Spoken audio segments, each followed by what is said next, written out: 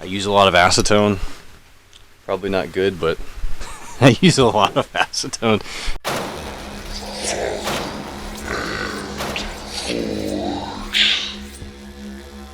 Alrighty guys, welcome to the workshop again. I'm Hunter Wilkins and this is Father and Forge.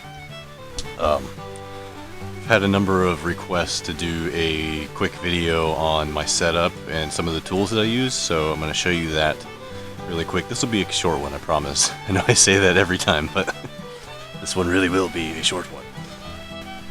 Alright, so let's start in the actual workshop area, which is not much of a workshop if you've watched my other videos. So I've got basically where I'm standing right now was here when we bought our house, and it's basically like a garden shed, but all the walls were lattice, and I'll show you why they're covered in plastic in a minute. So this section over here I built. So I built that on myself. I sided it with Hardy. Much better. I didn't do a very good job on the roof though. The roof leaks in a couple spots because I was really cheap with it. I did put plywood up on the back wall covering that lattice, but the project cost me more money than I expected, and I ran out of money. So that's why there's plastic up, and I just have not gotten around to getting more plywood and putting the plywood up and everything. But this is my main workbench. It's really dirty right now. I apologize. I need to vacuum. But this is my little 1x30 grinder. This is a PowerTech. Got it super cheap on Amazon. I use Red Label abrasives belts for right now. I'm really happy with them, especially their edge core ceramics. They really seem to do a really good job. Before that, I was using this 4x36 bench sander, which that was a pain to use. I still use it for wood and some things like that, but that's about it. A cheap little drill press. You really can't do a lot of this work without a drill press. You have to be able to drill your holes for your pins and your knives. This is my little forge. I bought it on Amazon. It was really cheap. It was like 160 bucks, I think.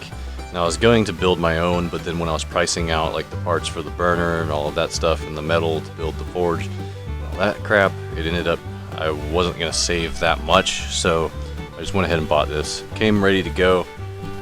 So I've accumulated 3 propane tanks. I started with 1, ended up accumulating more. This is my little flux core welder. So this comes in handy. It's a really messy little welder, but it works pretty decent when I need it and for the things that I need it for, so that's okay. I do have a bench grinder. One side's set up for grinding, the other side's set up for buffing. I don't use that a lot, but there are times when I do, just to clean some stuff up. This is my cheap little vise. I really want a better leg vise, but this is what I have for now, so that's what I have until I get some more money coming in. I try to just accumulate things as I go. I've got 2 angle grinders that I've accumulated over the years. Definitely use those a lot. So that's kind of that. As far as stuff I use for forging, I know I've talked about before. I've got a pair of welding gloves. They work, but not that great. These are tongs. I got tongs that I've made. I only have 2 pairs of tongs right now. I've got flat stock tongs and I've got some knife tongs. So I made both of those. They're not the best tongs in the world, but they get the job done. This hammer was just a cheap 4-pound sledge I bought from Home Depot, and I ended up resurfacing the faces on it so I have a round side and a flat side, and just kind of cleaned it up a little bit. Flattened out the sides of the handle. Alex Steele did a good video on that process, so I kind of followed that and made it the best that I could. Some chemicals you might need. I use a lot of acetone. Probably not good, but I use a lot of acetone cleaning things up. You got your propane torches. This is my neighbor gave me this. I use this to organize a lot of stuff. So I've got abrasives and everything labeled in here. It's really getting crowded in here. I'm getting too much stuff, and I'm getting probably shouldn't have the acid on the top shelf, but that's where that is. Use the acid for etching and cleaning off scale on the blades and things like that. I need to get some ferric, but for right now I'm using the muriatic, which is hydrochloric acid.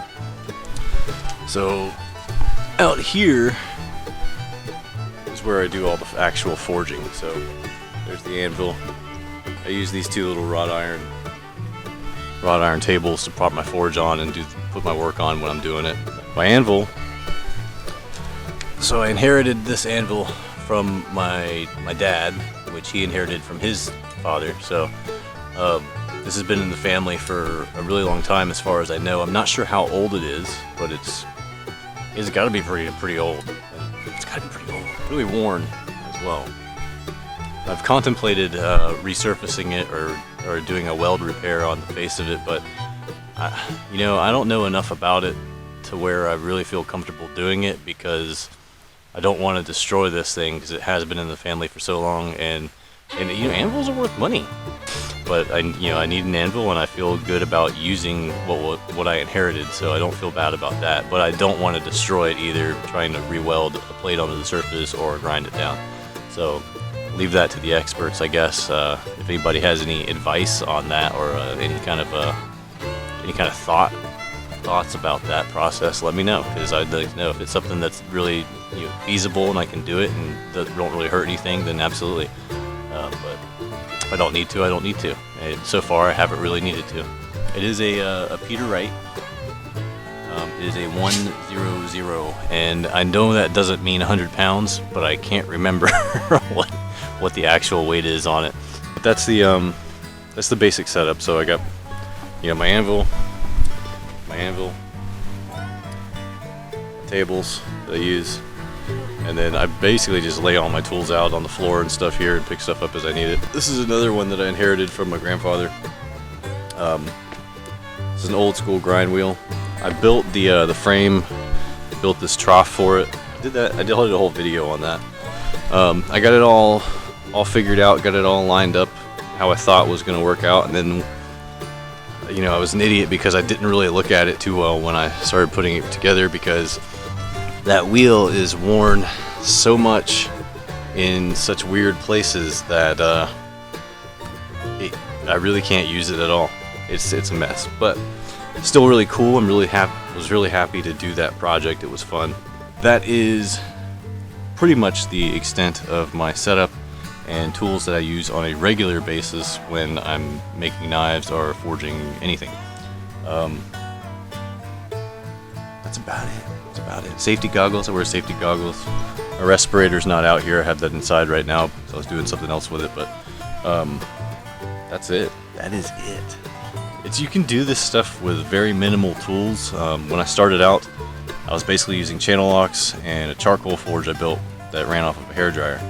So very minimal tools needed, but you accumulate things as you go and keep progressing in skill and learning how to use these new tools and use them to your advantage. So I'm definitely thankful for all the stuff that I do have, because it has changed my ability, not my ability, but it has changed my they have allowed me to do better things and better work throughout the process. So eventually I hope to get a 2x72 grinder. They're really expensive, so I got to save some money up for that, but that would be like the next big investment for this. So but that's it. So that's my setup. I hope you guys enjoyed this. You can ask me any questions in the comments, or suggest things for me if I said something stupid, or if there's something that you think that I absolutely need that I don't have. Let me know, because I need to know these things. That being said, please like and subscribe. Check me out on Instagram. Check me out on Patreon. I've got it's going to be up till this weekend. I know that doesn't mean much if you guys watch this in the future, but doing a knife giveaway on Instagram till May 23rd, 2020. So that's still going on. Hop in there, get in on that action. You can get a free knife. That's it. All right. So once again, thank you very much for watching. Glad to have you here watching and learning and teaching me things as well. So please like and subscribe, and I will see you guys in the next video.